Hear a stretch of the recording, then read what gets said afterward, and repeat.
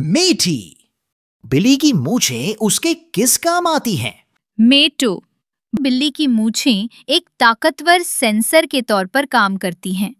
ये फासले, जगह और किसी चीज के साइज के बारे में बिल्ली को मालूमात फराहम करती हैं। अंधेरे में ये बिल्ली को बताती हैं कि किसी बिल की चौड़ाई कितनी है और बिल्ली इस बिल में दाखिल हो सकती है या नहीं। अच्छा, ऐसे होता। जी हाँ, ऐसे ही होता। क्या आपने कभी बिल्ली को अंधेरे में शिकार करते हुए देखा है? अगर हाँ, तो अपना तजुर्बा तफसील के साथ कमेंट सेक्शन में तहरीर करें। मीटू एंड मीठी की करारी बातें सुनने के लिए हमारे चैनल को लाइक, सब्सक्राइब और शेयर करें।